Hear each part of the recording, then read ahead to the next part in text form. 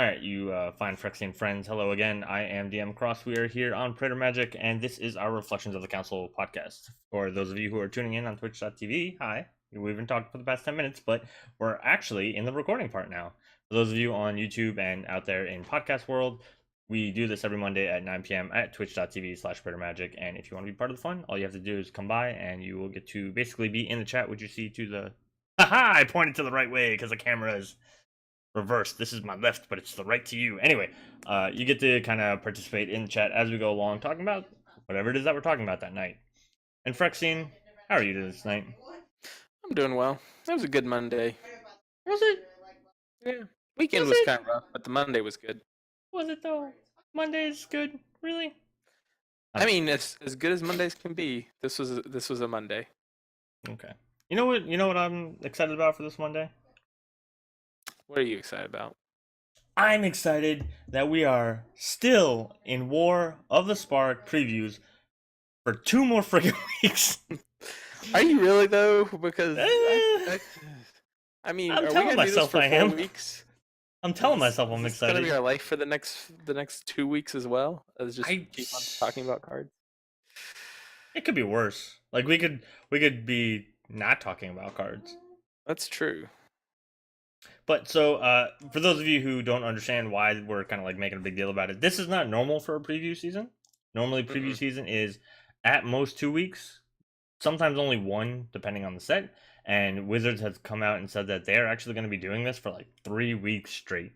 So the weekend of the Mythic Invitational, which was not last weekend, but the weekend before that of the recording of this, that was when they started. They did a panel. They revealed like 17 cards.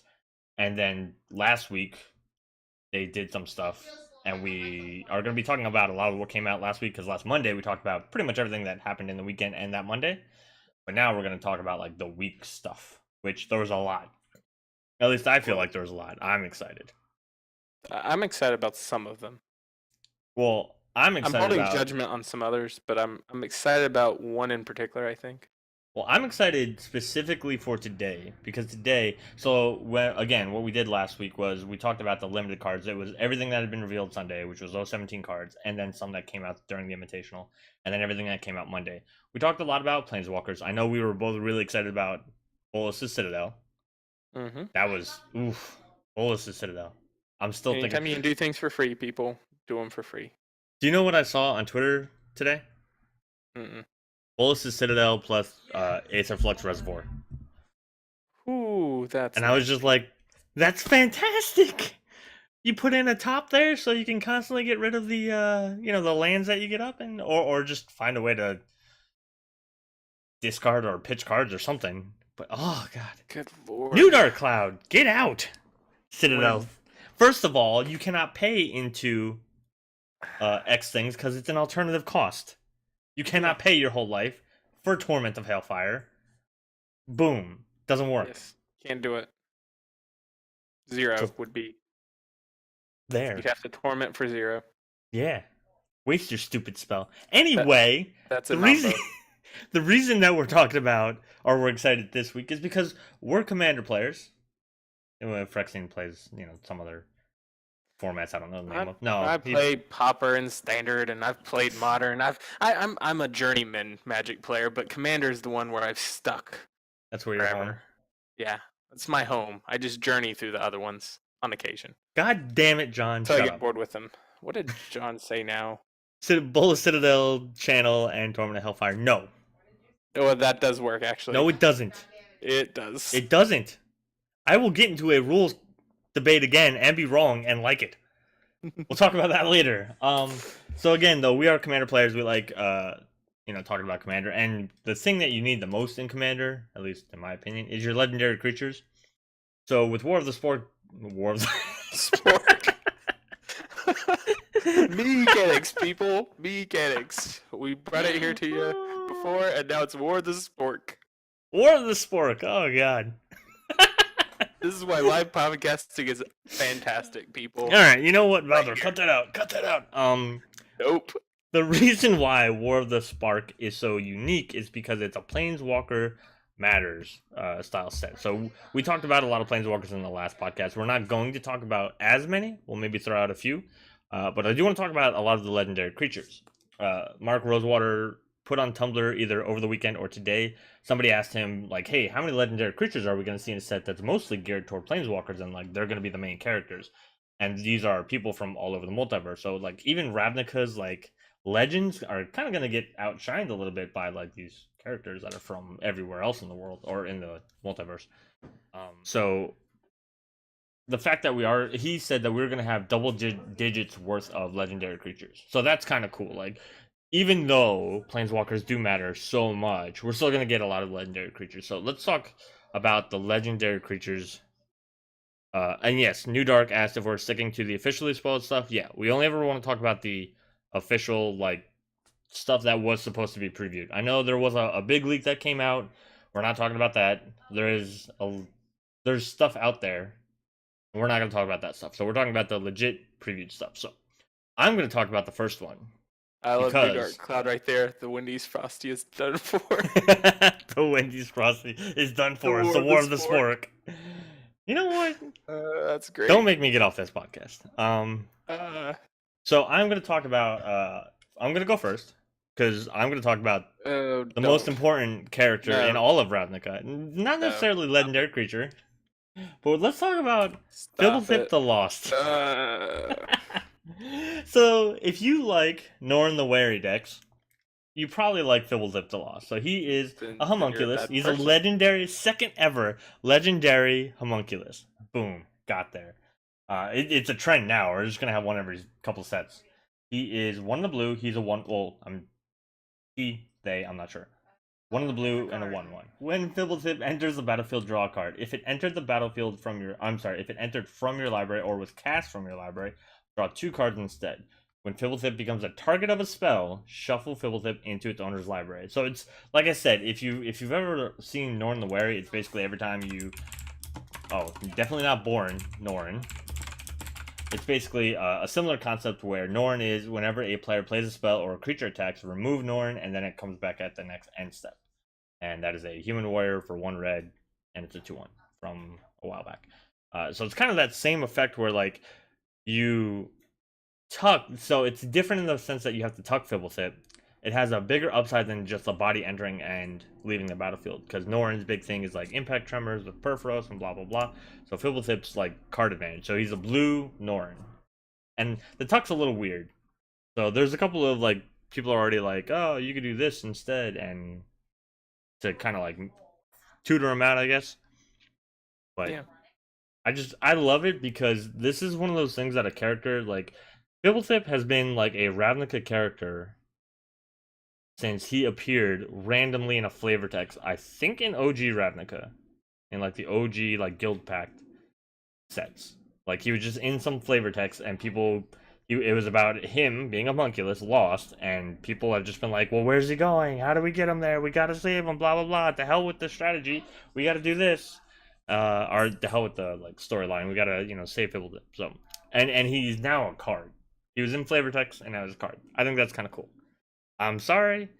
He was from Totally Lost, yeah. And he's Fibblethip the Lost, so he's still in character, so I don't care what anybody says. I think this is pretty cool. I do think there will be some janky commanders. I know John just said he's going to make him as a commander. So, somebody in the chat talked about Vanifar, which is the Simic legend from last set.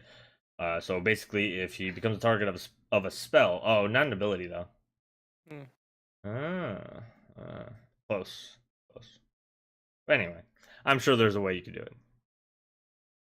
But I just think it's cool. There's some like cute little combos that you can get to just draw cards. Oh, Vanifar into him. Oh, okay. All 1-drops and all you do is constantly Vanifar. 1-drop Fibblethip. 1-drops and Fibblethip. That's all you need. Draw all the cards. Actually, 1-drop tribal. I mean, it worked with Edric. Maybe it can work with him. You put Edric in the deck. It worked boom, with Edric you did for it. a specific reason. You did it! Yay! There you go. There's your deck. What do you want to talk about? Just make sure you're running the new Jace and Labman as your win cons. You want to talk about Fibblethip at all, Phyrexian? He's a card. He draws you cards, which is nice. He draws you more if you can somehow get him from your library. That's nice too. Yeah, I do think the shuffle thing is real weird. Yeah, I don't know why he has to get shuffled into the library. Why isn't it just like return to hand or whatever? Like because that's been I done. I That's get that's well, and boring. I guess return to hand would be too good, Well, he's lost. maybe. Well, yeah, I get that, and he could be lost in your hand though. He doesn't have to be Nah, lost in the this library, right? that's the most Or lost does he's a gonna get. homunculus have to be lost in the library? The most lost he could get. Well, no, actually, this is the most lost. I was about to say the most lost he could get would be like if you exiled him with suspend counters, right? He's so lost that he can't even come back. But this is the most lost he could be. Like you don't even know where he is in the deck.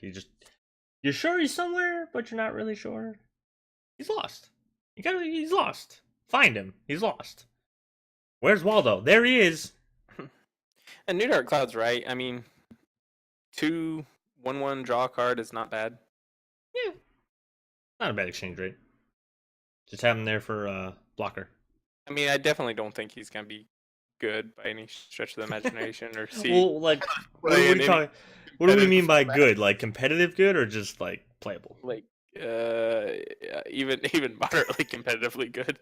I think he's definitely like a janky, like fun build around card, but All right. people are into that sort of thing. It's not me, but people are into that sort of thing. Well, fine. What do you want to talk about? I want to talk about the card that was spoiled on the same day as he was, legendary creature that I could actually see myself playing as a commander, and that's Neheb, the Dreadlord champion, Yeah. Dread Horde champion. Yeah, Dread Horde. Look at that. Look at that. He's for He's almost a Simic two. card with how many creature types he has. Well, that's true. He's for 2 and 2 red, so he doesn't have the green or blue to be Simic, but 2 and 2 red. But he does have all the creature types. He's a legendary creature that's a zombie Minotaur warrior. He's just got all of them going on. He's got trample. And whenever Neheb, Dread Horde champion, deals combat damage to a player or planeswalker, you may discard any number of cards. If you do, draw that many cards and add that much red mana. Until end of turn, you don't lose this mana as in phases steps and in phases end. I mean, And we talked a little bit about this earlier, but like you and I did off camera, I think. yeah. But it was I mean, it's a lot the same as, old Neheb with, the flicked mechanic, Yeah. but better, right? I mean, it's And card draw worse. too. Like the fact that you get to dig. Yeah, it's card draw too. I mean, you get to dig. It's the looting effect I think makes him better. But at the same time, the mana ability is just how much combat damage he's done, as whereas the mana ability before was how much damage had been dealt. Well, so this isn't even like you don't get mana equal to the amount of damage. You get mana equal to the number of cards that you're discarding. Oh, okay. Because you're Yeah, I was drawing that misreading many that. cards at that much red mana, so it's equal to the So discard. you're allowed to draw that many cards, but if you don't discard, like if you deal 5 damage and don't discard 5 cards, you only get. You don't get anything. If you discard 0, you get nothing. Yeah, if you discard 0, you get nothing. I know, but So I could see it being interesting. if you had a 7-card hand though, and you discard 7, you get 7 mana and you draw 7. Now, I feel like people are gonna probably do some kind of like no maximum hand size in mono red. I don't know how great that's gonna be because red doesn't draw cards that way, like not to that degree, I should say. Yeah, I do like though. I like this. It's another way too that red's kind of been given card advantage, And this is kind of another way that it's kind of looking at the same thing as, hey, here's a red commander that has card advantage Yeah, attached to it. it's combat orientated, so it's within the color pie. Mm-hmm. But it is card advantage. It's card selection. I Yeah. almost feel like looting should be card selection, not necessarily advantage, because you have to lose something to gain something. And it is mana. So you do in like the ratio, you get 1 to 2. You get 1 card out, or you get rid of 1 card to get a card and to get the mana. So, and the fact of course they worked in the it doesn't lose, or the mana doesn't go away for like steps and phases, which is kind of like the old Braids of Fire like kind of thing, where it was kind of rough. Braids of Fire, where you got mana, but it was only during your upkeep because it didn't have that last line. So I like that they are like this is, I think, the staple is to always keep the mana. Like Another thing Savage Vent Maw. I was wondering and wanted to talk about with this card and some of the other cards in the set is they've started using the phrase whenever it deals combat damage to a player or planeswalker. Yeah. I'm wondering, is this just going to be exclusively for the set because it's so planeswalker centered, or is this something where they might start errating, cards to say this in general? But you have so many Yeah. cards that have combat abilities, like when it does combat damage, this happens. Yeah. But That people don't attack planeswalkers because they're like, oh, I don't want to hit his planeswalker because I really need to draw my card, or I don't want to do this because I really need to get this ability. Like I have my 7/7 Lord of the Void, and while I could kill that planeswalker, or I could hit them, exile 7 of their cards and get to cast some big thing. So I'd rather do that.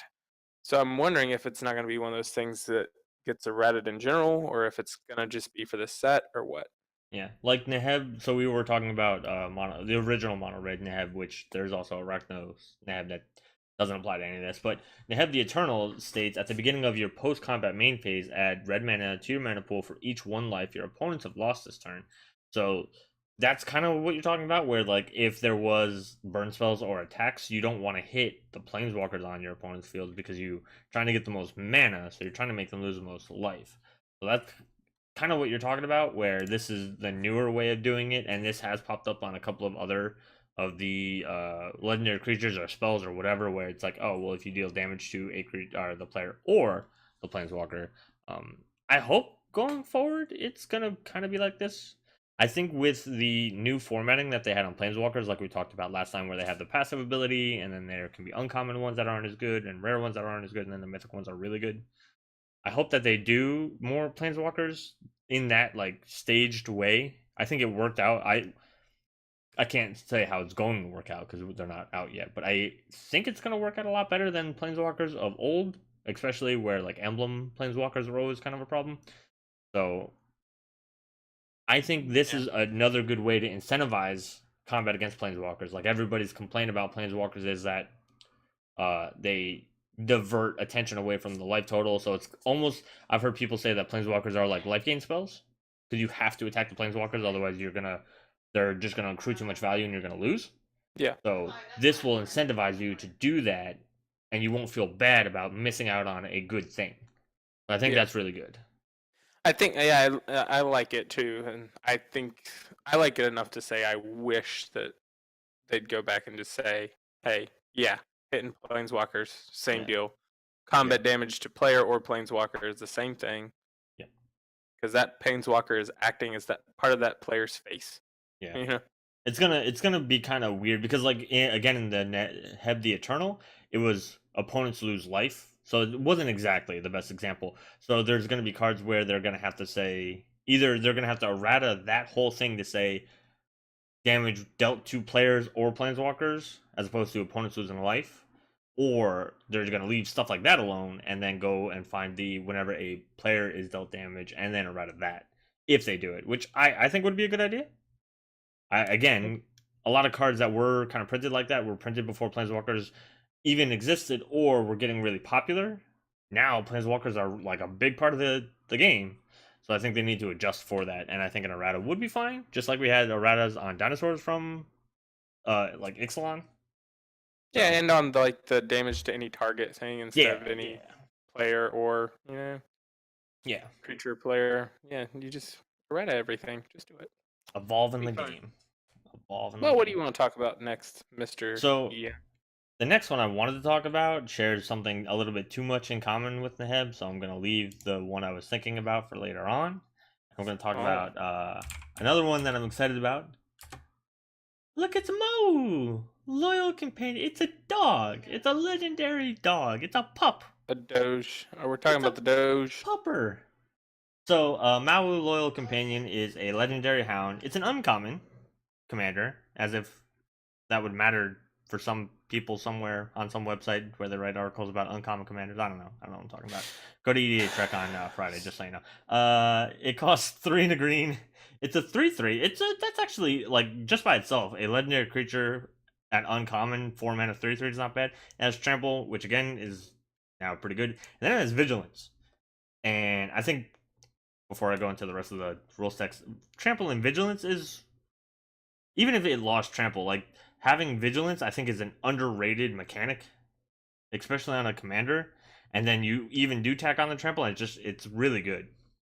The other ability for him is if one or more +1/+1 counters would be put on Mawu, put that many +1/+1/+1 counter on it instead. So it's like the Hardened Scales effect on Mawu.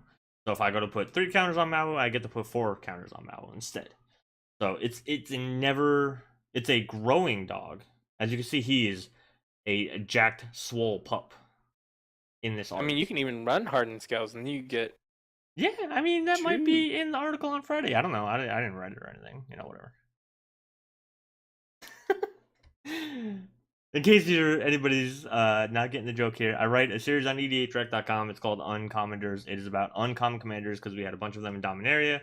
So far, this is the only one in the set that they've revealed. So this is kind of cool for me. Like, I get to add this to my article series, and it's going to be out this Friday.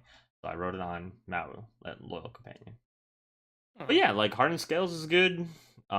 You could run Doubling Season if you want, but Doubling Season has been talked about a lot in the Magic community, and I don't know if I want to draw attention to Doubling Season anymore. So people have to feel like they have to get rid of it.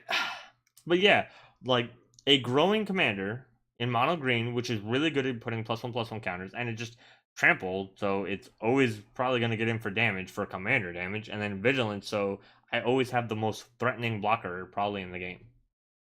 I just think this is cool. Yeah. I like the fact it has Vigilance too. Yeah. I like the Vigilant Doge watching over Mr. Yangu. Yeah. We could talk about him, but we're talking about legendary creatures, so we'll talk about him later. Unless we really need to. We can talk about him. Zhang Yangu Wildcrafter is a uncommon planeswalker with his uncommon dog. For 200 green, he has 3 starting loyalty counters. Each creature you control with a +1/+1 counter on it has tap to add 1 mana of any color. So it's kind of like Rishgard's old effect. And then his -1, because he's uncommon, Better, he only gets. it's one of any color instead of just 1 green. That's true. His -1 is to put a +1/+1 counter on target creature. They go really well together because you could turn Mao, I guess, if you really want to, into a mana dork, and then the Vigilance makes even more sense. But I just like the fact that Mao is a 4-drop, Zhang is a 3-drop, so you kind of like set up for Mao, and then so your 4-drop Mao, which you then activate your Planeswalker, is basically a 5/5 because he gives 1 counter, but it's 1/+1, so your 4-mana 5/5 Trample Vigilance commander. Although I guess it would be technically for 7 mana because of the 2 effects, but whatever. But I think I loved when the Planeswalkers all went with like a card, and in this case it just happened to be a legendary creature, so it's kind of cool. I like when things tie together. I do like the fact that they go together so well, and there is great synergy between them, which is why I brought them up. Because I mean, you do the -1, Maui becomes a 5/5. Maui's also going to defend him most likely, unless they have some flyer to like ding over. So you're going to do it next turn. He's going to be a 7/7. Yep. You know, he's gonna get swole off old Yangu there, the Wildcrafter. And then there's all the other things you could have done. You could have had a Hardened Scales out. You could have had some other. Look, little Mao was even in the art of Wildcrafter. He's right there. Yeah. He's adorable. He's also in the art of Giant Growth. That's true.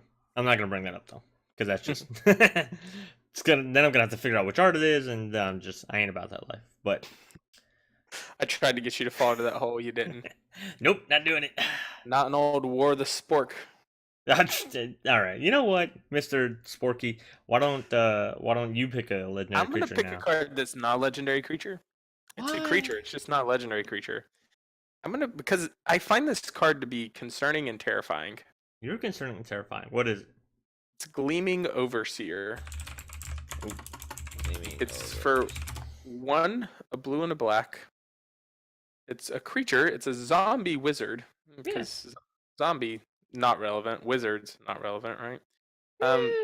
When it enters the battlefield, amass 1, which is put a 1/1 counter on an army you control. And if you don't control one, create a 0/0 black zombie army creature token first. Now, all of this is fine. That was the last word on him. The last word is fine too. Lines of text that are terrible. Right here, zombie tokens you control have hexproof and menace. What the problem is? Good lord. I It's do only not want to see. tokens. Yeah, there's no zombie token making decks out there. But I'm saying, like, are you Not gonna a single targeted one. removal the zombie token deck? Is that what you're gonna do? I don't know, man. If it said zombies you control had X-proof, I would 100% being like, this is just a flawed card. This would be my new Torment of Hellfire, because it would see playing every deck that had blue-black zombies.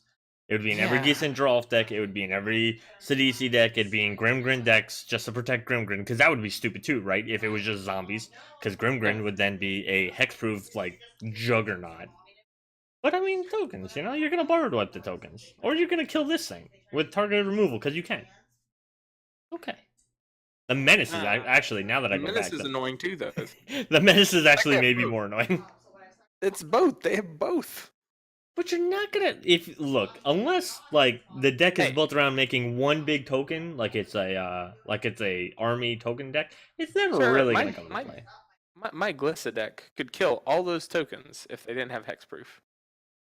But why don't you just Toxic Deluge and stop being like what Because I targeting? might have my Toxic Deluge. Well, why But don't it's you designed tutor to it get out? my Thornlight Stifle and Viridian Longbow combo going and just kill everything. But don't do that. Glissa. Just board wipe. That's designed to do. But board wipe. But the other way is more fun because you just go that dies, and then that dies, and then that dies. But board You get to wipes just become an assassin. make the magic go around. Why wouldn't you want to be an assassin? But board wipes. But assassin. Are we gonna do this back and forth? How long are we gonna do this for? No longer, because Okay. Founder's already gonna have to cut some of it.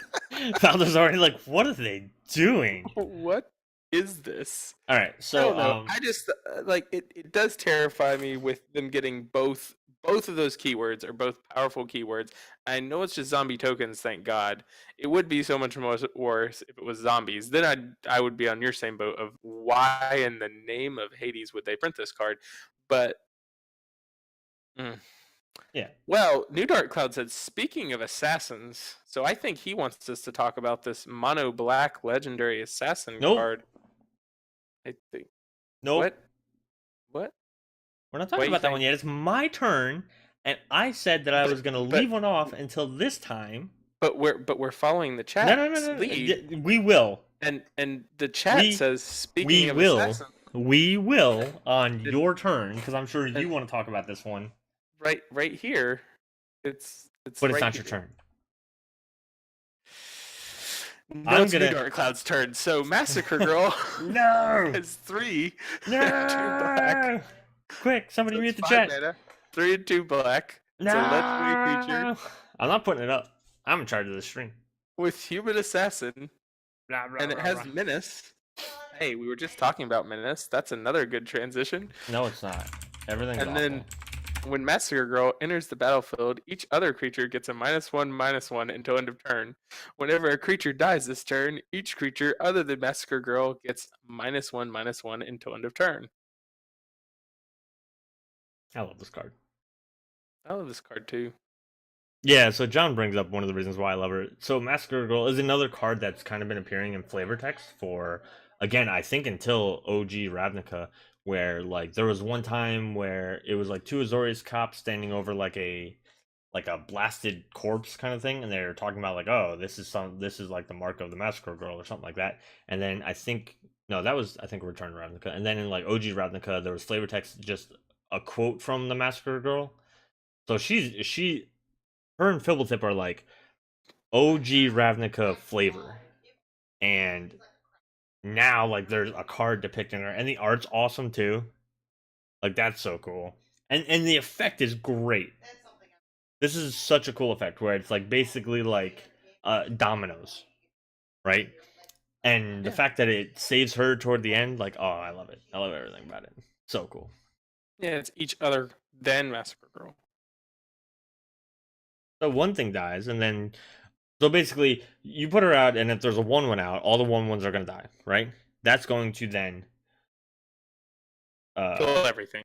Pretty much kill everything. I mean, like because Depending it's on how many gonna 1/1s there were. yeah. So for every 1/1 that dies, it's gonna put another trigger on to do another slew of 1/1s. Let's say there's a 1, a 2, a 3, a 4, a 5, and a 6. They will all die because they will each domino affect the next one. So that's just really cool. It's probably gonna suck against token, or not against token decks, but for token decks, Yeah. this card is gonna suck for that. So like elf decks, like the Amara decks, if there are any in standard. I know I saw, I think one Selesnya deck in the Invitational, and I know I've seen some Selesnya decks in like championships. The Mythic Championships is what I mean. So I don't know if it's a 5-drop. So for standard, I don't know. For commander, just the fact of like, hey, let's have death effects and then board wipe people with Massacre Girl. So it's cool. And it can be your commander. It can be your Like commander. Mono Black Massacre Girl. Or Phyrexian Walker. You could also play one legendary creature that's near and dear to my heart. I don't know if people know this about me, right? So I like certain things. I like splashy things. I like big like boom things. And one of my favorite decks is mono red, and it's all about combos. And it's my Kranko Mob Boss deck. And Kranko is originally from Ravnica. So when I knew we were gonna go back to Ravnica, I've been waiting and waiting for Kranko Hinge Street Kingpin. So he's a legendary creature goblin. I think he was a warrior last time, and he's not even a warrior. He's, as you can see in the art, he's not even like fully armored up. He's kind of just there, and he's stealing things as he's wont to do. He is a 2 and a red 1/2. So again, he's also weaker than he was in his other one, which was a 3/3. Whenever he attacks, put a +1/+1 counter on him, and then create a number of 1/1 goblin creature tokens equal to Kranko's power. Old Kranko used to tap and give you 1/1 goblin tokens equal to the number of goblins you owned. So, or controlled, I should say. So first time, if you tap Kranko with like 2 other goblins, that's 3 goblins, and you get 3, and then next time it would be 6 more, and then it would be etc. etc. So this one isn't quite as combo-tastic. It's probably still going to be really cool because goblins tend to have a lot of lord effects. Like there's a lot of, all goblins get +1/+1. I'm sure you can find ways to put +1/+1 counters on Kranko, or just Not otherwise just throw an like. Eldrazi conscription on him. Well, the cool thing is it's about his power, right? So there's a lot of red instants and sorceries that care about like just buffing your power. So like +X+0, where X is your power. So you do that before combat, then attack with them. You basically just doubled your goblin outpost. So New Dark Cloud Acid, this will go in my Kranko deck. I have to really like look at it because again, it's not quite as combo orientated. This is more aggro orientated. I want to put it in there. It just becomes a question of what do I take out for it, and there are so many combo pieces that it's hard to sometimes move things around in my deck because my deck is not just a straight goblin deck; it's a combo deck.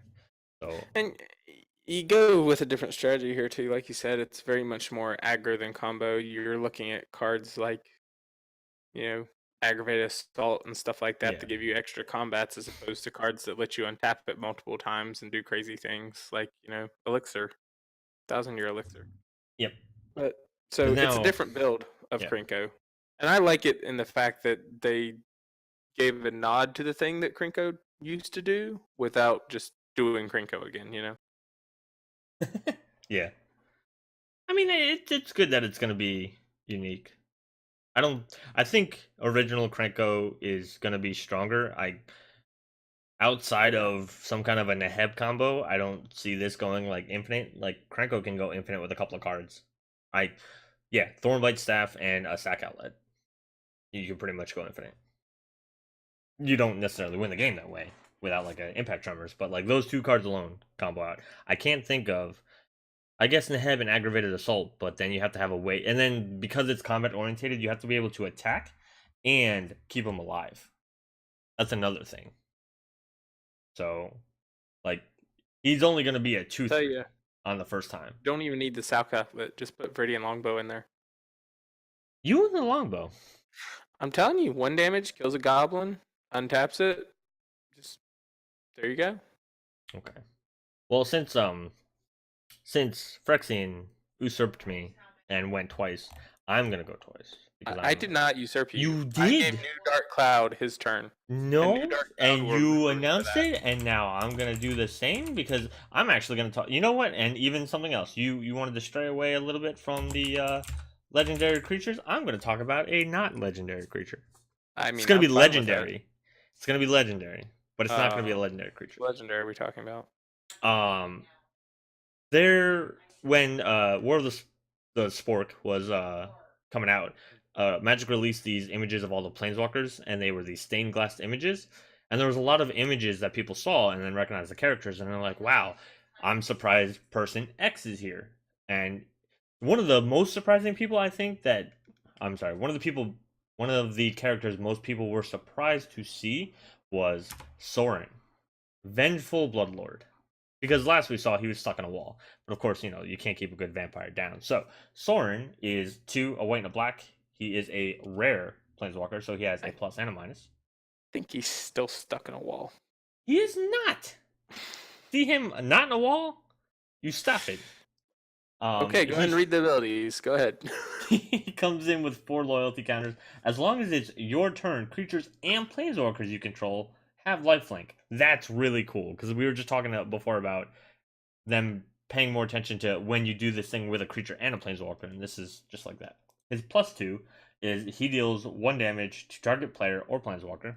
Not super great, but now it also becomes you gain a life because of his passive. And then his -X, return target creature card with converted mana X from your graveyard to the battlefield. That creature is a vampire in addition to its other types. I love these effects.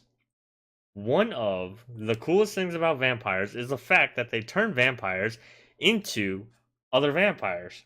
That's how vampire covens and stuff get stronger because you don't just kill people when you fight them. You drink their blood and you turn them into a vampire. And now they're on your side. Just like the same thing with zombies, and I like zombies. Vampires just tend to have more intelligence to them. So you bring someone back as a vampire. I just think for Sorin he's weak though. I mean, he had to be you got to remember even the rares are weaker than what we're used to because we're used to the mythic level planeswalkers like Liliana. So he doesn't even get all of his abilities. And I think his passive goes really well with his previous iterations because a lot of his previous iterations I think had damage dealing effects, I think. Right?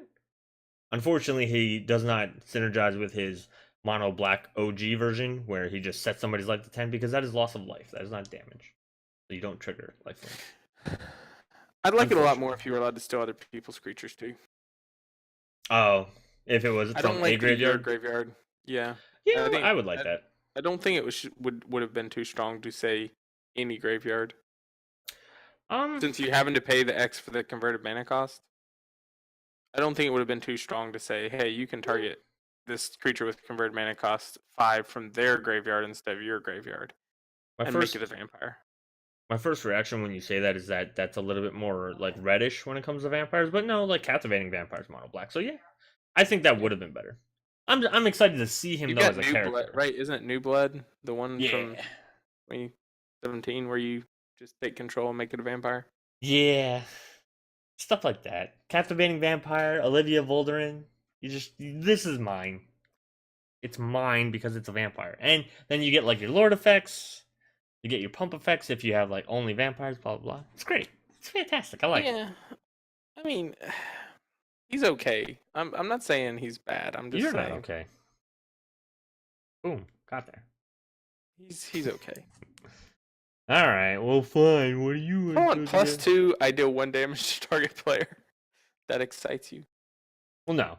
The minus ability is fine. The minus ability is recursion. I'm never gonna complain about recursion.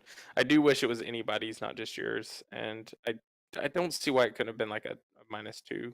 Why can't do 2 damage to target player or planeswalker? Before when we were talking, I was like, oh, a lot of people call planeswalkers life gain spells because you have to deal with them. Now, this one not being one of the ones that you absolutely have to deal with. I guess if it gets going, because you can bring stuff back for the loyalty cost. But 4 mana, 6 life essentially you gain because he's gonna probably +2 unless you have a 3-drop or a 4-drop or a 2-drop or a 1-drop. And then you're gonna gain a life from dealing the 1 damage, right? So 4 mana but essentially gain 7 life. Look at it that way. Plus whatever else you can do if you play this before attackers. So he could be a big swing. He's not raw power by himself, but I think he's like the value. That's kind of how I've been seeing the rares when they come out as planeswalkers. Is they're very value synergistic, but they're not necessarily like Liliana is like a card that you want to build around, and she's gonna win you the game. I don't think Soren's gonna win you the game, but I also think he's gonna really kind of push you forward out of nowhere. 4 mana, drop him. Even if you only have a 3/3, that's still gain 7 life, quote unquote, because of him. Well, 1 life legit, and then 6 because he has the 6 loyalty. And if you attack with the 3/3, you just gain 3 more life. So you will have dealt essentially 4 damage and gain 10 life for 4 mana. That's a good ratio. I'm sorry, that's good conversion. And again, like, there are other planeswalkers that I think are stronger than him in the set. I'm not, Oh yeah, definitely. I'm not trying to say like he's the strongest or whatever, but he's also a character I like to see. That's another thing. Okay. I would like to point out he can go in Edgar Markov. Yeah, and that's another thing too. Like he can go in Vampire decks, which is a flavor win. He can go in the Mardu Edgar Markov. I think we have went far too long, Mr. DM, without talking about our colors. Oh. We've got a legendary creature in our colors, and we've yet to talk about it. Do we though? Let's talk about our Golgari legendary. Do we though? Storev. Is that how you say Karen Lich. That's how Is that how you say those words? Yes, Devkarin Lich. Because when I see it, so Devkarin's been like said before, but like when I saw his name, I was like, I don't know how to pronounce this. So I'm glad you did it instead of me. But go on. That's what I'm going with. Storev Devkarin Lich. So it's for 1. War of the Spork. Yeah, 2 black and a green. We're well known for our great pronunciations here, mechanics, War of the Spork, so we'll be fine even if it's wrong. But it's for 1, 2 black and a green. It's a legendary creature, a zombie elf wizard. So we're really getting to the point where we just love 3 creature types. And those are good creature types too. Not necessarily wizard for those colors, but yeah, but zombie and elf for those colors are very, very strong. Trample, and whenever it deals combat damage to a player or planeswalker, so that same tagline we were talking about before, return to your hand target creature or planeswalker card from your graveyard that wasn't put there this combat. And it's a 5/4. I also like the flavor text again. In times of war, only death flourishes. All right, well, that's just cool. Like, no one's ever going to say the Golgari aren't cool. But this is a 4 mana 5/4 trampler. Yeah. Like you could stop there and I'd be like, yeah, whatever. I could probably do something with it. Even if that's all it was, like a 5/4 trampling Which commander apparently is for a 4. thing, because Neheb was a 4 mana 5/4 trampler. Yeah. So, yeah. Apparently they like their legendary creatures with trample and beefy this round. Like everybody's. I think it's probably because they have to be able to deal with the planeswalkers. I kind of feel like, you know what I mean? Like you need evasion to get in, otherwise the planeswalkers are just gonna go nuts. Especially because there's a token-ish mechanic. Now, granted, the amass only gives you the 1 token, and then if you have one, you just make it bigger. But I don't know. I just kind of see like you have to have a way to get to the planeswalkers. Is kind of how I feel like a lot of the trample and big beefy stats are. But I did like I had to read him a couple times when he was previewed about like, card that wasn't put into your graveyard this combat, not this turn, this combat. So sack outlet, you just sack something before combat, then you go to combat, then you bring it back. So a little bit more thought process. Goes back to your hand instead of the battlefield, so that's kind of there's we talked about this off the podcast, but there's better recursion, quote unquote better recursion.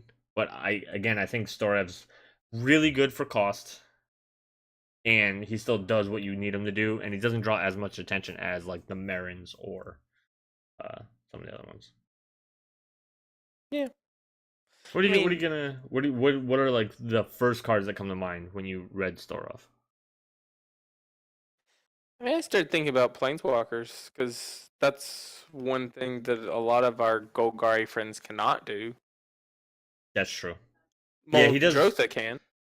Yeah, He returns target creature or planeswalker. That's a good point. I didn't think about that. So it's not just the creature recursion. It's that, hey, I can get all these cool planeswalkers back from this set that I've been doing things with. So it's like I just minus the crap out of it and then get it back. Like the uncommon ones, it makes them a little Yeah. bit better because you aren't burning them as much. Yep. Like even if it's just you take your your Davriel Rogue Shadow Mage, where you're doing -1 discard a card, -1 discard a card, -1 discard a card. Okay, now I'm gonna trample into you. I'm gonna get him back. -1 discard a card, -1 discard a card. Yeah. I'm just gonna start it over. Yep. Yeah. You can just restart the counter on.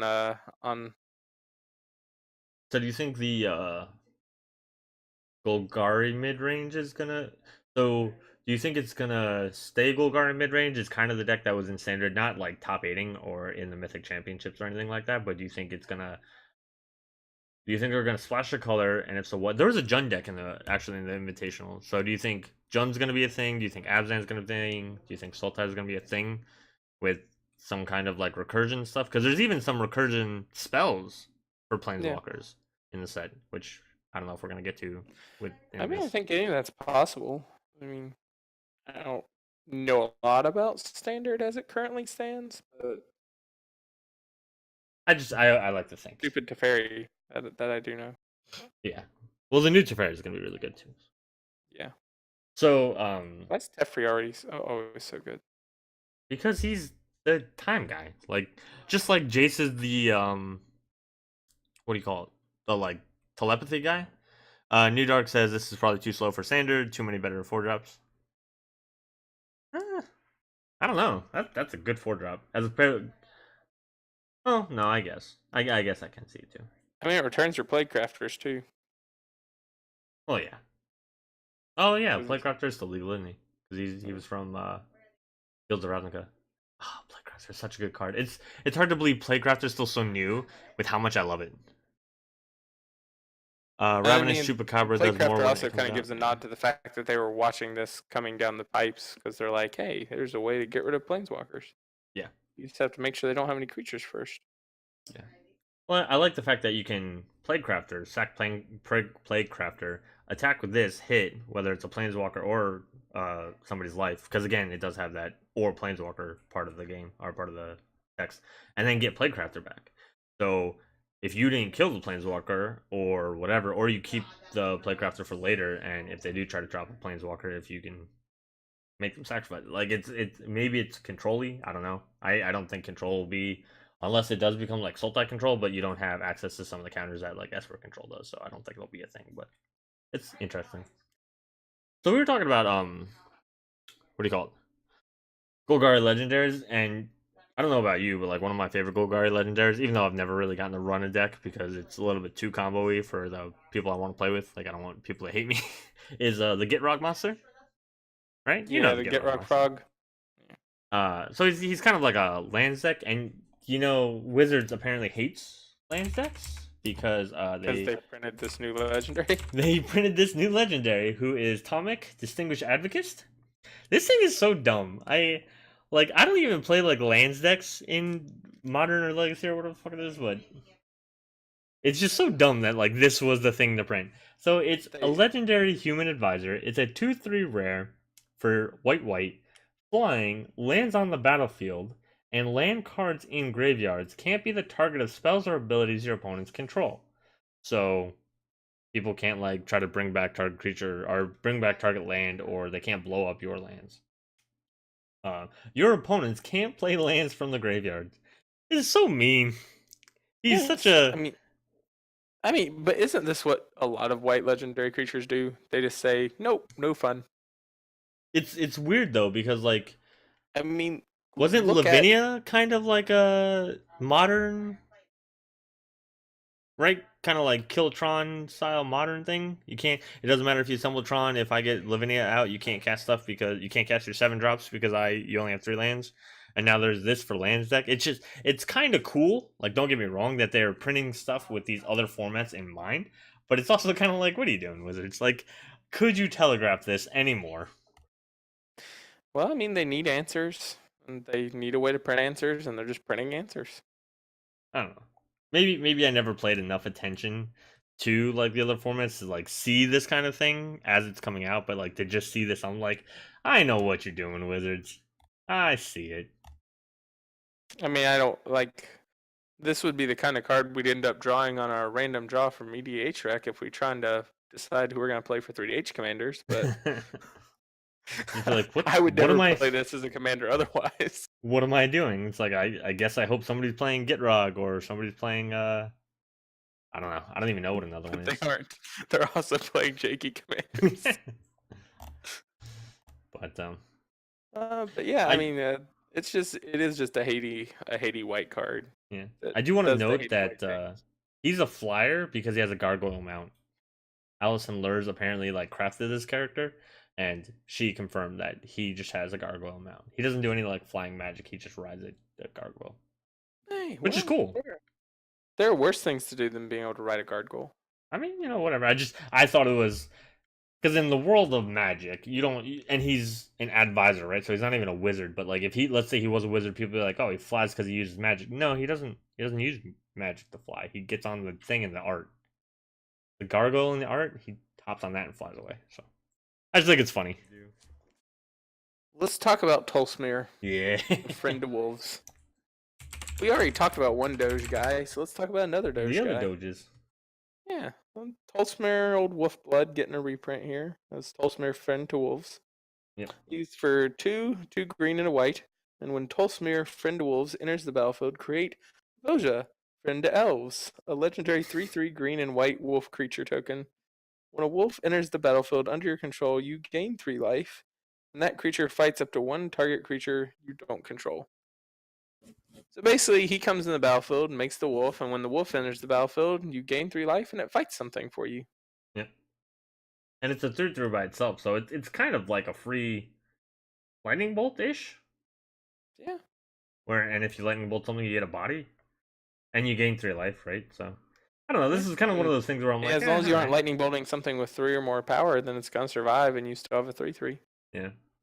This is one of those things though where I'm kind of like, okay, it's nice, I guess. What do you do with it? I guess if you're running like in Commander, right? Like if you're gonna run a wolf deck, this is probably a little bit better than the old one because you get that Oh, it's a effect lot of every. better. The all green and all white creatures each got +1/+1. I think it was pretty strong in a command zone, having potentially a double That is anthem. pretty strong in the command zone, but you said if you're running a tribal wolf deck. If you're really running Tolsmere wolves, this is way better because every time one of those wolves enters the battlefield, you get 3 life, and then it fights something. Yeah, but most wolves are 2/2s. Most wolves. Okay. I don't know. I just the other one, if you were to run as a wolf tribal, you would be getting 3/3s, which is If I'm more doing power on the like field. Kestig Cage Breakers and attacking with it and getting a bunch of 2/2 wolves and they're all eating your face, or even just Master the Wild Hunt value, just I don't know. I I am very interested. I'm a big tribal person. I don't know if I can make it work, but I am very interested in at least trying a wolf tribal deck with Dulcimere into wolves. I don't know. I'm very interested in seeing if I can't make it work. Oh, New Dark is of course bringing up. There's the new Arlene voice of the pack for 4 green, which is really expensive, but she has 4 loyalty coming down. She's uncommon, so she only has a minus. Each creature you control that's wolf or werewolf enters the battlefield with an additional +1/+1 counter on it, and her -2 she makes wolf tokens. So then, I guess with this, right, Arlen's making you 3/3 wolves because the wolves come down with the counter. Voja gets to be a 4/4, and then you get the fight mechanic and the life. So together they're kind of cool. That was just what, a 5-drop because it was green, white, and 2. So you're curving from a 5-drop into a 6-drop, which for green's not terrible, but I don't know. Green's not any problems with ramping at all. We're good. Well, unless we disallow people from searching the libraries ever again, but that's neither here nor there. But I don't know. Like, what do you do? Like, okay, I got some make a wolf wolves. tribal deck, and it's gonna be a little bit janky. It's gonna be a little bit crazy, but you know what? Wolves. With Arlen, you could do wolves that become mana dorks if you have the Jiang Yu. Because everything with a 1/1 counter on it then has the Rishkar effect. Yeah, but unfortunately, What? Yeah, I know. The Mau is a Hound. hound. No, that's Mau. I'm talking about the Planeswalker. Well, I'm saying it's also the Mau is a hound. Yeah, so you don't put Mau in it. You put Jang in there. You put the Planeswalker. Because he says You're gonna send Zhang in with a bunch of wolves without his faithful Doge? he's got Gosh. friends. Mau's doing other stuff. Mau's like, hey, I see all those wolves. I'm a dog. We don't get along. I'm gonna chill out here in the Aether. I don't. Do you want to Chill do? out here in the Aether? Do you want to do the next one and then we'll go over the big one together, the cool one the together? the one that you think is coolest. It's cool. All right, you know what? Fine. Rolesk Oh, okay. Apex Hybrid is our Simic legendary creature commander. It's for 2 green, and a blue. It's a legendary creature, human mutant. I find it interesting that the Simic legendary only has 2 creature types. And he's got wings, crab claws, and he's obviously a person. Like, he couldn't just be a human crab flyer thing. I mean, the Golgari gets 3, and 2 of them are elf and zombie. Yeah, it makes perfect sense. Even the Mire Red one gets 3, but the Simic one only gets 2 creature types. I mean, to be fair, Neheb and Storov, one of their types is their life alignment. That's true. Alright, but anyway, Flying Trample. Trample. Yes, Magic Quacker. He's still here. I heard him in the background somewhere. But when Rolex enters the battlefield, you put 2 1/1 counters on another target creature you control, and then when it dies, you proliferate and then proliferate again. So it's a proliferation machine. Yeah. You almost want the thing to die. Yeah. I'm sure it'll find a home in Atraxa. Real easy. Yeah. A lot of Probably people. some Super Friends-ish stuff wouldn't mind seeing it around. Yeah. I will probably put it in like my Joda deck. Double proliferate's just good. Yeah. And on like even if you're not even if you're not sacking it though, like when it dies, if I get to proliferate twice, plus also when it enters the battlefield, you get to make something else kind of bigger. And a lot of Super Friends decks tend to either run a couple of like really strong blockers, or the Planeswalker themselves make tokens. So if you have like a rinky-dink 1/1 token and you can make it into a 3/3, you might potentially like kind of dissuade people from attacking you because now they don't want to trade for a token just to hit the Planeswalker. There's a little bit going on here. Plus, again, like you have the 4/5 flying trample body, which God, there's a lot of keywords in this set. I did notice. I don't know if you noticed this. I just realized it now. 2 green, another color, just like the Tulsimir deck. Mm-hmm. I mean, Tulsimir deck, the Tulsimir commander, and then their stats are not the same. Tulsimir 3/3, no mechanics. Okay. But I don't know. I was just a little confused by why the proliferate is a die trigger on Simic, and I don't know. It's probably die kind of triggers are not a usual Simic thing, right? no, not that I can think of. So I mean, it's like Birthing Pod kind of relies on stuff dying, right? Yeah, I mean, I guess. I mean, sacrificing, yes, but just dying. I don't know. For Maybe the they triggers? didn't. Maybe Is it they a didn't thing want and I him just to don't know it's a be. thing, chat. Maybe they didn't want him to be too commander capable, and that's a thing people should know in case you don't. If this is your commander and you sacrifice him or he is killed in combat, if you choose to put him in the command zone, that is a replacement effect, so he doesn't die. You don't get the trigger, so it matters. But again, I'm sure he'll find room and attracts the decks. I might even, depending on like if you were to do like Sultai Planeswalkers with like a Muldrotha deck, might see him. So I don't know. I'm sure he'll find a spot in a bunch of decks. He won't be like I don't think he'll be like the big commander. I'm telling you, the next commander we're gonna talk about is gonna be the big one from the set. Which is the weirdest thing ever for me to say of all people. Fine, go ahead and talk about you gonna say this card. I don't know. The 2 Feather the legendary creatures you Redeemed. seem the most excited about, I'm like, eh. Because this is another flavor one. Feather the Redeemed. Where's Feather? There she is. We finally found it. Her. And Fibblethip at the same time. They've been lost for God knows how long, but we found them.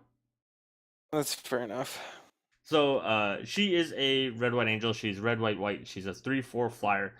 Whenever you cast an instant or sorcery spell that targets a creature you control, exile that card instead of putting it into your graveyard as it resolves. I don't know why they put the as it resolves. That's kind of weird. If you do, return it to your hand at the beginning of the next end step. So this is I am one of the biggest people who will complain about Boros aggressive mechanics being dumb and He's not lying. not strategic and that's what I want, right? Like if Boros is going to be your military, the military should be strategic and flexible and like be able to kind of like turn on a dime, and none of the mechanics really do that. Battalion is literally just attack with a certain amount of creatures to get an effect. Mentor is literally just attack and have a weaker creature. That's all it is. There's no thought process into there. It's just dumb attacking. This is the first time I felt a Boros deck that will be geared toward combat tricks, instants and sorceries that target a creature, like either pump spells or protection spells or whatever it is. Like this is the first time I've seen a Boros commander where I feel like there's thought process that you can put into it and you get well rewarded. So I know Valdor likes Zada decks. Running crap spells like Expedite, which really are only good in like a Zada deck, in Feather, like give Feather haste. So now let's say you have red, red, white, white, red, white, white for Feather, red for Expedite. She gets haste, and you get to draw a card, and then you get the Expedite back. I mean, you could literally just cantrip Expedite off of Feather just for the sake of drawing the card. So this is again something like it's card advantage in Boros in a way because you're gonna want to run a lot of those effects, and you don't lose the spell, so you get to use it again. So this is cool. This is cool that like you can think about it. You can strategize in a Boros deck. That's what Boros should be. Stuff like this. It is cool. They did I it, don't know. Phyrexian. It's just so narrow. That's fine. This is It the has to be first an time they've instant done it though. sorcery that targets. Yeah, and I get that, and I get that it's saying it's the first way I did it. I don't know.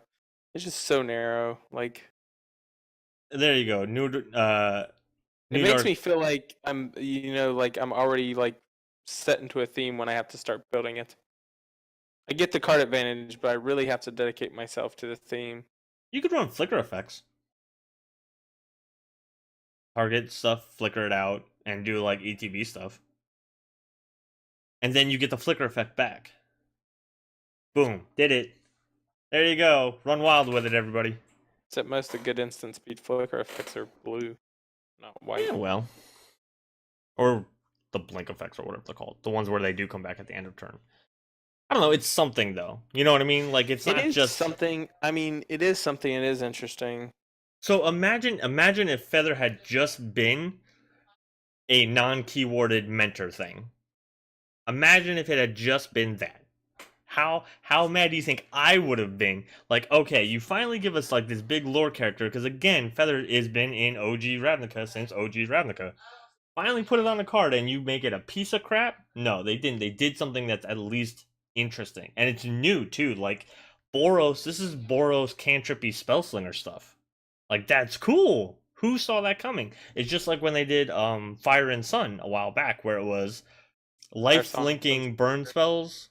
Yeah, I just call them Fire and Sun for short, but yes, that is correct. Fire Song and Sun Speaker.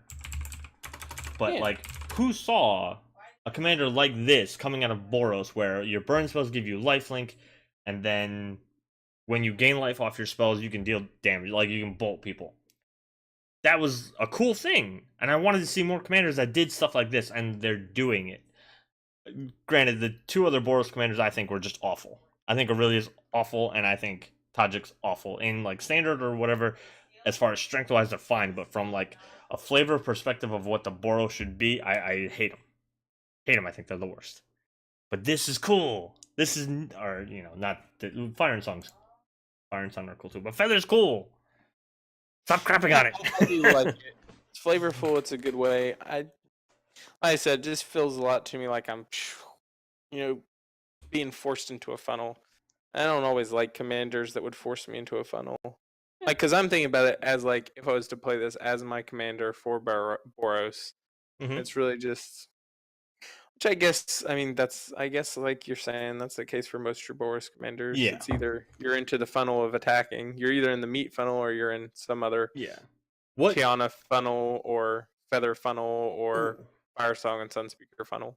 Tiana's another good one that I did not think of. But what Boros commanders would you want to run? Like, what's a Boros commander that speaks to you?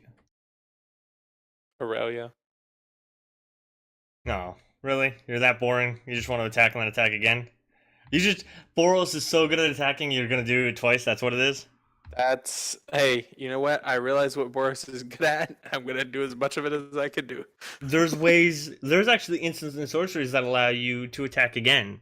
You can make your own Aurelia and then do it again. Yeah, but they don't target. Yeah, they do. There's like two. I don't remember the name of them off the top of my head, but I've seen them all day on Twitter because people have been. Feather's been the rave today. Because the what was it, like the Sunblast Angel or whatever? I ain't on the Twitters, so I don't know anything about Yeah, well, what's been nobody's at surprised. Twitter on the Twitters.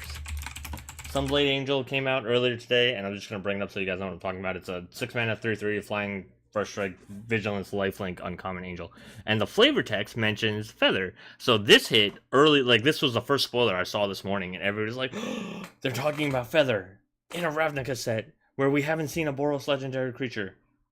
What are we gonna do? Is it gonna be Feather? And then sure enough, like an hour later, it was Feather. It's kind of a final thing. Have you noticed how many board wipe-ish cards seem to be in this set so far? I mean, it's Planeswalker specific, like the set is, so I kind of, yeah, you want the Planeswalkers to live, and Planeswalkers are There's really been a good lot. at blowing shit up. Like we have the Solar Blaze, and we have, you know, there's several others that are like pseudo board wipes or board wipey. Yeah. And, Solar like, Blaze is pretty cool too, by the way, just saying. it is. Each, it's a sorcery for 2 red white, it's a rare. Each creature We deals talked damage. about Massacre Girl already tonight. Yeah, each creature deals damage to itself equal to its power. So, it's actually kind of funny, because a lot of the Boros cards have been, like, had higher toughness this set around, so it's kind of been like, yeah, New Dark actually just said it. Turns out Solar Blaze kills a lot of stuff. Yeah, a lot of the other, again, a lot of the other things are either even power and toughness, or their power is like 1 over their toughness. Whereas a lot of the Boros stuff was very defensive. So it's been kind of cool. It's cool to see it.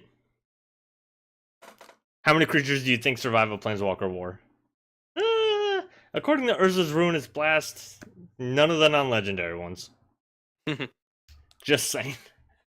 But I don't know. I think Feather's gonna be cool. I will probably try a Feather deck at some point, especially when it comes out if she's in budget, which I don't foresee her like hitting I don't standard. foresee her being. Yeah, but you know, I think she'll still be cool. I don't. Who knows? Maybe because she's still 3/4 flyer for 3 mana. She's just kind of color intensive. But there's shocks, right? There's shocks in this set, so it's not impossible. And then you do dumb cantrippy stuff. Don't hate on the cantrips. There were cantrips that were banned out of other formats in blue. Yeah, in blue, not in red.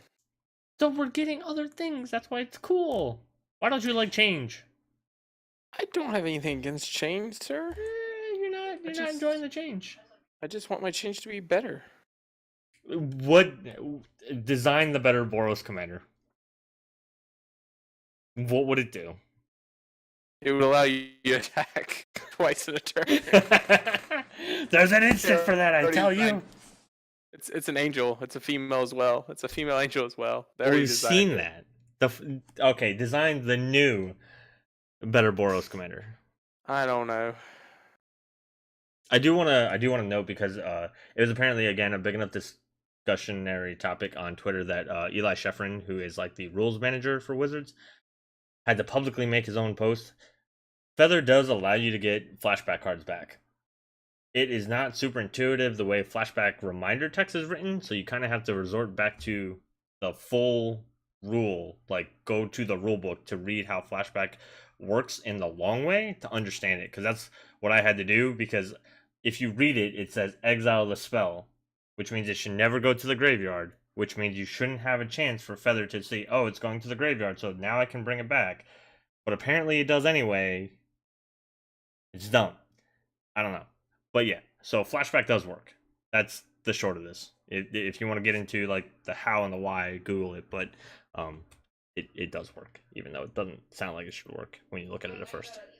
Because I had like other like rules lawyery people. Like I asked a whole bunch of different groups before Eli finally got back to me, and they were like, "Yeah, it can't get back because blah blah blah."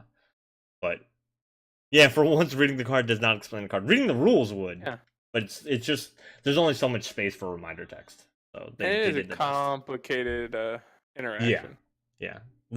Anytime you start dealing with replacement effects and then like double replacement effects, I think that's kind of weird because then timing comes into play, layers come into play, other crap comes into play. So there's just a lot of like other That's when stuff. you say, "Judge." Yeah. Always call your judge. Unless you're playing commander because he doesn't care. No, I'm just kidding. He or she doesn't care. No, that's not true. They do care. That's what they're there for. But all right. So that's all the legendary creatures, right? We got them all this time? I think we got through all of them. I mean, We I think we talked went a little about- bit over time here, but We did talk about the best probably one. because we talked about some non-legendary cards too. Yeah. Well, I'm gonna I blame you for that. myself. Yeah, I started while rolling on that. I'm gonna blame you for that one. I don't know. I'm just kind of scrolling through the past week and see if there's anything that was like super good that we just want to touch on before we miss out on it. I don't think so. I like how you talked about a card we didn't bring up, but we'll bring it up later. The Davriel. Yeah. He's just kind of stuck in there. Yeah. Thanks. Don't click at me. All right. Well, you can't find Phyrexian on social media because he's just a loser. You can, however, find him on Discord. Because I'm the hidden. Because he's the hidden. That's right. You can find me on the Discord because that's where I'm hiding. So. For those of you in the stream, you can join the Discord via lair. the link down below the stream. If you're listening to this on a podcast app or watching this on YouTube, there should be a link down below the video or in the description of the podcast. That is the Discord link, along with our links to facebook.com/Praetor Magic, twitter.com/Praetor Magic, twitch.tv/Praetor Magic, where we do these every Monday, play Commander on Thursdays, and then have variety streams on Tuesdays at 9 p.m. Eastern on Monday and Thursday, and 8:30 p.m. on Tuesday. Instagram.com/Praetor Magic, and I think that's it. I may have forgotten one in there. Oh, youtube.com/Praetor Magic, the thing that started it all, YouTube. And yeah, we'll be back again next Monday, probably still talking about War of the Spark, because more cool stuff's going to come out. I don't want to say that there's eternalized gods in this set, but they're hinting toward there being eternalized gods in the set. There, I said it. Ta-da. That does make sense. Over or under, do you think the gods are going to have additional or changed colors? I Makes you think. I think additional. Yeah, I think it's additional as well. I think they're going to add a color to each one, and it's going to be one of Bolas's colors, so blue, black, or red. Yeah. That's my thought. Some people were like, no, they're going to be completely, like, they're all going to be, like, black, blue, red variants, like how the Scarab, Scorpion, and Locust God were. People were like, oh, they're going to be like that. And I'm like, yeah, but then the pie doesn't get cut up evenly. Like, that's 3 colors don't get cut up evenly. I don't think they're going to do that, so... I mean, they're not going to get, with an additional color, they're not going to get cut up evenly. Maybe Bantu's going to get a different color, and then everybody else is going to get black. I don't know. We'll figure it out together. But yep, come join us again next Monday for more, when more stuff comes out. Join me on Thursday, me and Phyrexian on Thursday. We are playing... Oh, God, Kiki no. and the Jane. No. Yes, we're you playing... got sick this Thursday to try to avoid it, but Kiki and the Jane No, is happening. What happened was you stressed me out so much, you made me sick, and we had to cancel. The funny part is, I hadn't finished my deck before stream, and then when you canceled it, I still haven't finished my deck. Well, that's good. That's good forward planning. So basically, we random rolled commanders. One person got to play Kiki. I got to play Sidar Kondo. I don't remember what Phyrexian is playing. Kataki? Yeah, Kataki. I don't even remember what it does. It's some kind of like Patriarch, right? Cabal Patriarch. Cabal Patriarch. Yeah, Sorry. so that's what Grey Cloud's playing. So we basically random rolled legendary creatures off EDH Rec, got 4 of them, and then rolled off who got the pick first from those 4. So Damon got the pick, Kiki, lucky him. Phyrexian got to go last, and that's why he got stuck with the mono white like kind of Staxy build, which I'm kind of terrified for. But I'm bringing Sidar Kondo back because I played it once on Magic Online Commander League once, and it was horrible. And I swear to God, when all you people have nothing but first strike, reach, and flying creatures, I'm gonna be so mad. Most of my creatures fly. I'm just gonna let you know that. Why? You're so. Oh my God, I hate you so much. Well, it's a good thing I haven't built my deck yet, because now I get to build all the Silk Lash spiders and everything else I can fit in there to kill all flyers. Anyway. That's right. Yeah, I mean, you should have been doing that anyway. Right, yeah. So But, join us on Thursday for that, 9 p.m. at twitch.tv/Praetor Magic. My final thought. Huh? I'm gonna have nightmares about this Bolus's Citadel and Aetherflux Reservoir. Oh, now you're thinking about it? Oh, I'm thinking about it, and it's giving me nightmares about the first time that's gonna happen to me Oh, I'm gonna do in it. Commander. Oh gosh, that's gonna hurt. Because I love my fishbowl. I hate Fishbowl. I hate Alright. Fishbowl. Not as much as you hate Torment, but I do hate it a lot. So, first time I get to play black in the new theme streams. Bolus Citadel and Aetherflux Reservoir, we're gonna get it. See you guys next Monday. Peace. See ya.